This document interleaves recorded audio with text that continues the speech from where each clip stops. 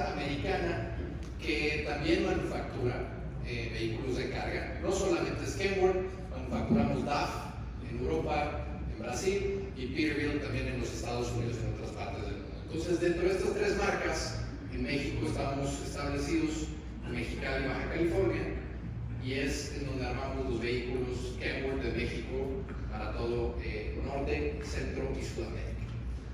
Quise empezar con que el mundo no es solamente unilateral, tiene distintas vías. Y esto aplica también para nosotros en la conducción hacia las cero emisiones. No hay una sola vía, hay varias, y esto depende de distintas condiciones, como puede ser el mercado nacional, el internacional, o las propias condiciones e infraestructura del mercado. Esto es algo que ya esperábamos ver. Un vehículo, tractocamión, con las baterías, que se ve definitivamente muy sexy, muy interesante. Sin embargo, creo que el futuro tiene distintas fases. ¿Y por qué? México tiene distintas realidades. La de la manufactura, donde ya estamos avanzados en la manufactura de vehículos eléctricos. Nosotros desde 2019 manufacturamos vehículos de carga. Fuimos la primera empresa en manufacturar estas unidades en México y tenemos una expertise con equipos de más de 60 ingenieros trabajando en estos proyectos desde hace más de 3 años. Sin embargo, la realidad para la comercialización de estas unidades en México es distinta a la que podemos ver en Estados Unidos, Canadá y en Europa. Derivado de esto, tenemos escenarios diferentes, pero convergentes en algún punto. Y es por eso que vemos distintas alternativas para movernos hacia las cero emisiones. Definitivamente el tema del que todos están hablando, que está tomando las portadas en los medios de comunicación, es la electrificación. Nosotros estamos preparados, ya estamos haciendo estas unidades, tenemos nuestros propios centros de carga, hay muchos esfuerzos que seguramente van a ayudar a masificar y a bajar los costos de investigación y desarrollo para implementar este tipo de tecnologías en todo el mundo. Sin embargo, viendo futuro, y ya mi tocayo Rodolfo Valadez hablaba también del hidrógeno como una solución bastante interesante que mejora las cero emisiones en los recorridos largos. Es decir, baterías es muy bueno, es una unidad que ya existe y ahorita les vamos a presentar para qué tipo de aplicaciones puede funcionar y por qué creemos que el futuro tiene distintas variables, las cuales todas se podrán disfrutar en mercados como el mexicano y el norteamericano. Y finalmente, parte de las cero emisiones son los combustibles limpios, ya los tenemos aquí. Solo tenemos que tener una congruencia entre los hidrocarburos que se suministran, como es el diésel de trabajo azufre, las tecnologías disponibles en el mercado, como pueden ser Euro 5 o Euro 6, y el abastecimiento, las regulaciones que van cuadrando esto en el mercado y en el contexto mexicano. Gas natural vehicular es otra gran opción, donde una unidad a gas emite 25% menos gases de efecto invernadero que una unidad de combustión interna, y también tiene ahorros de hasta el 40% de costo en el hidrocarburo contra el diésel. Pero ahora vamos a ver cómo pinta esto en el corto, mediano y largo plazo. Definitivamente, para reparto local, lo conocemos mucho como vehículos de última milla. Ya tenemos unidades circulando en México que son 100% eléctricas, algunas de ellas ya manufacturadas en nuestro país con mucho orgullo, lo cual nos da una confianza de que se tienen todo ese servicio postventa, todas las refacciones que se necesitan y que vamos a tener un equipo dedicado para poder asegurarse de que estas unidades estén el mayor tiempo posible disponibles para rodar, que es un concepto que se llama uptime, la industria de vehículos de carga. Definitivamente, entre más tiempo esté rodando, mejor para los negocios, porque vamos a tener más disponibilidad de esto. Por otro lado, tenemos vehículos de recorrido mediano o regional, donde también ya la electrificación está alcanzando puntos bastante interesantes. Tenemos unas autonomías de hasta 320 kilómetros para este tipo de unidades, más o menos depende de la configuración y la aplicación de estas unidades. Sin embargo, y es aquí donde se pone interesante, es cómo vamos a lograr movernos hacia las celdas de hidrógeno. La celda de hidrógeno se carga con hidrógeno, pero al final se recarga o se genera electricidad, que es lo que va a mover la unidad. Para esto, tenemos ejemplos bastante interesantes. Uno de los mayores retos de la electrificación en vehículos de carga es el peso de las baterías. Una unidad de combustión interna pesa alrededor de 8.1 toneladas. En contexto, a nosotros en la industria de vehículos de carga nos regulan distintas normas, una de ellas de pesos y dimensiones, lo cual vigila hasta cuánto peso podemos estar moviendo con nuestras unidades. Es decir, entre menos peso, vale la redundancia, pese nuestra unidad, podemos cargar más producto y eso es más rentable para las empresas. Una unidad de diésel pesa 8.1 toneladas en promedio. Una unidad de baterías, vamos hablando de recorrido medio como esta unidad amarilla, pesa 17.2 toneladas, el doble. El reto es, eso definitivamente va a generar que yo pueda recorrer menos con la batería, que yo también tenga que disminuir el peso que puedo estar moviendo con mi unidad, y es aquí donde se meten distintos factores para desarrollar las nuevas tecnologías, y es en donde coincidimos y encontramos al hidrógeno como una gran solución para que podamos tener unidades de largo recorrido con autonomías de hasta 640 kilómetros, el doble que una unidad de baterías. Una unidad de hidrógeno pesaría 10.4 toneladas, es decir, alrededor de un 20-25% más que una de combustión interna, pero eso sí, casi 70% menos que una 100% de baterías. Entonces, esto es parte del reto, así como el tiempo de recarga, la infraestructura, la calidad de las estaciones de recarga. No es lo mismo cargar un vehículo ligero, un scooter, una motocicleta, que ya estamos platicando, que un vehículo de las dimensiones que puede tener un tractocamión. Y es ahí donde necesitamos contar con un ecosistema vivo que ya mencionaba Marcelo. Tiene distintas vertientes. No es solamente la unidad es la referencia. Esto va más allá porque tenemos que acercarnos con el cliente, educarlo, hacerle ver cuáles son las ventajas de tener este tipo de unidades. Son horarios especiales de circulación, es menor consumo de combustible, evidentemente, menores emisiones o nulas de partículas o de gases de CO2. Es entender, junto con nuestros clientes, cuál va a ser la aplicación para la que van a utilizar sus unidades, para ver si este tipo de tecnología es funcional o no para ellos, porque hay distintas condiciones. Tener infraestructura de carga. Si ya vemos las complejidades y el reto que es tener estaciones de carga de gasolina o de gas natural vehicular, el reto para poder también tener infraestructura de carga como electrolineras es significativo y es algo que también tenemos que tomar en cuenta. La infraestructura para abastecer este tipo de estaciones y puntos de recarga es otro de los grandes retos. ¿Cómo está mapeado el reparto de electricidad en nuestro país? ¿Pasa por los corredores más importantes de mercancías o no? ¿Eso me brinda la autonomía necesaria? ¿Es seguro como para que yo me pare y a recargar durante 1 o 2 horas?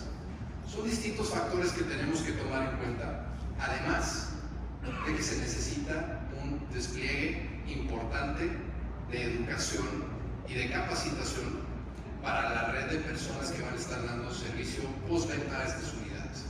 No es lo mismo trabajar con un motor de combustión interna apagado que con una batería de alto voltaje encendida o apagada, pero que de todas maneras tiene un riesgo diferente al que estábamos acostumbrados. Y finalmente los incentivos.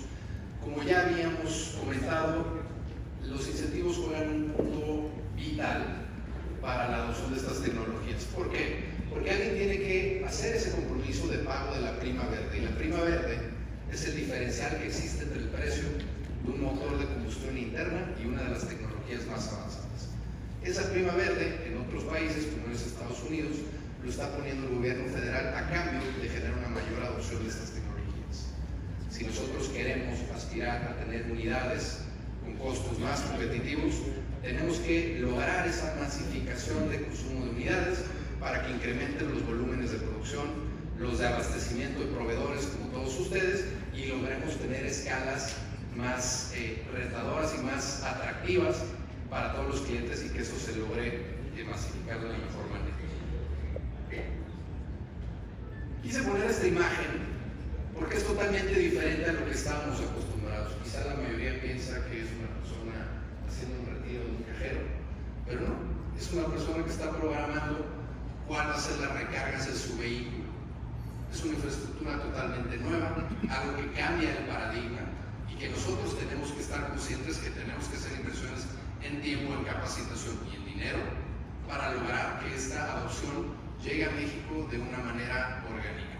Si bien en vehículos ligeros, en motocicletas, los costos por los volúmenes son más factibles de alcanzar, también lo es para los vehículos de carga. Sin embargo, vemos como posibles primeros empresas que adopten estas tecnologías a las grandes flotillas que tienen compromisos de reducción de emisiones a través de sus emisiones de acciones o sus reportes a las bolsas de valores y otros tipos de compromisos internacionales. No quise quedarme en la parte de las tecnologías de la electrificación y de la modernización de la producción, porque creo que tenemos mucha empatía en un tema de las nuevas tendencias que hemos identificado. Y tendencia no significa más moderno o menos moderno, sino qué es lo que está pasando. Y creo que aquí ustedes como Industria Nacional de Autopartes y nosotros nos podemos relacionar de muy buena manera. Y es que viendo los videos que presentaron Rodolfo y Marcela, nada de esto se hubiera podido lograr si no hubiera habido gente trabajando en sus fábricas, en nuestras fábricas, para que rodaran estas unidades y pudieran estar entregando comida, medicamentos, agua, oxígeno. Hemos detectado que hay distintas tendencias dentro de la industria. Creo que me brinque aquí la presentación.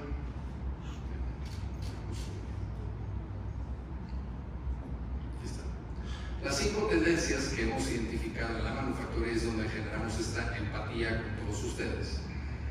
Y vimos que hay distintos efectos y sucesos a lo largo de la cadena de proveeduría y en el abastecimiento de componentes, y es por eso que somos muy empáticos con todos los asociados, porque día a día vivimos pláticas, llamadas temprano, muy tarde, negociaciones largas sobre cómo mantener las fábricas funcionando para lograr que los productos llegaran a los hogares. Vimos el efecto látigo, que ahorita les voy a platicar qué es, cómo se refleja dentro de las industrias y en las cadenas de suministro. Vimos tendencias y necesidades de optimización en las líneas de producción. Vimos la necesidad en general como industria, esto aplica a ligeros, pesados, autopartes, motos, vans, pasaje, la reconfiguración del portafolio de especificaciones de las unidades porque no había piezas de todo disponibles como quisiéramos. La evaluación de la rentabilidad de la producción por modelos, es decir, si yo tengo una capacidad instalada, ¿a qué le voy a dar prioridad? ¿A este tipo de unidad que me genera más ingresos o a esta que es un poco más económica pero tiene más volúmenes? Y finalmente, algo del que todos estamos hablando, el nearshoring y cómo vemos esta oportunidad. Ya el día de ayer Marco Bañuelos, nuestro director de cadena de suministro, habló del tema y es una tendencia que es realidad y seguirá avanzando. Y aquí les voy a platicar un poco. Normalmente el efecto látigo lo ve un cliente, el cliente espera una variación menor en el precio de unas unidades, donde normalmente varía entre ese piso y ese techo verde que ven en la lámina y tiene un precio promedio, como ven en la línea gris, es decir, cuesta 10 o 15 o 12.5. Sin embargo, el efecto látigo que vimos viene desde atrás, desde nuestros proveedores de materias primas, donde veíamos fábricas cerradas en China, veíamos conflictos geopolíticos entre Rusia y Ucrania, donde hay distintos minerales necesarios para vehículos de combustión interna que no estaban siendo abastecidos como quisiéramos. ¿Y qué pasaba? Nuestros proveedores se abrían la planta, compraban todo lo que podían, pico de oferta. Se cierra la planta, ¿qué hago? Pues almaceno de más, pero almacenar de más tiene un costo. Además de que para la producción de las plantas, pues yo tengo un sobreinventario o un subinventario. Hablo con Kenworth, hablo con Audi, con cualquier planta, y luego aquí está mi cadena de suministros. Mismo caso con las plantas, teníamos oleadas donde podíamos producir más o menos en función del abastecimiento de partes o bien de que el número de contagios que existieran en las plantas. Entonces, este tipo de variaciones generó que no hubiera una estabilidad como la que estábamos acostumbrados con los modelos convencionales como el just-in-time. Es decir, las cadenas de suministros se convirtieron no en just-in-time, sino en supply chain reliability. ¿En qué confío? Y en base a eso vamos a ir optimizando. Otro tema que vimos es, tengo una capacidad instalada, y esto es meramente un ejemplo. Si yo tengo una capacidad instalada de 100 horas de producción, ¿cómo le puedo hacer para reducir el tiempo de producción por unidad? Definitivamente este es un reto que todos nos vimos conversando durante los meses de pandemia, porque en ocasiones se reducía el tiempo de operación de esta capacidad instalada. ¿Cómo quisimos llegar a este punto?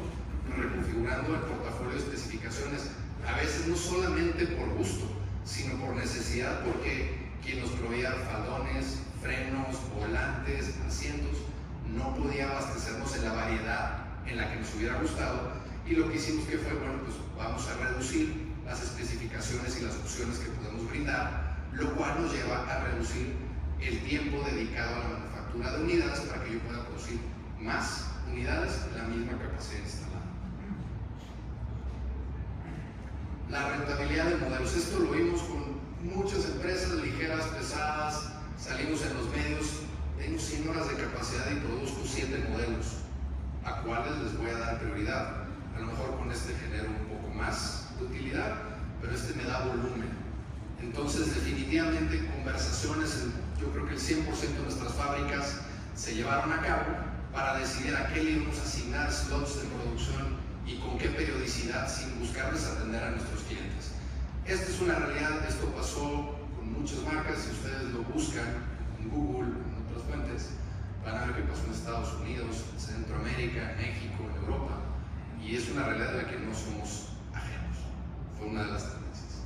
Y finalmente, el nearshoring, que definitivamente atiende al supply chain reliability. Estábamos acostumbrados a tener un abastecimiento estable, con muy buena visibilidad, con costos bastante fijos, por así decirlo, con poca variación, y teníamos un sourcing local que nos daba la posibilidad de atender picos en la demanda de nuestras unidades. ¿Qué pasó? Que perdimos la visibilidad. Perdimos la visibilidad y entonces ya no había confianza en que pudiéramos abastecernos. Entonces ahora lo que queremos es abastecernos de cerca, donde nos dé confianza lo más posible, que definitivamente pues tiene costos diferentes a los que estamos acostumbrados a tener partes desde Asia u otras locaciones, y nos estamos enfocando entonces de satisfacer y de ser confiables con nuestros clientes, y bueno, poco a poco aspirar a que el abastecimiento de larga distancia se pueda ir recuperando en el corto y mediano plazo para atender de nueva cuenta estos picos en la producción. Bueno, yo con esto espero que les haya sido interesante la presentación. Muchas gracias, Francisco, gracias, Alberto, por el tiempo. Estoy atento de cualquier pregunta que puedan tener. Muchas gracias.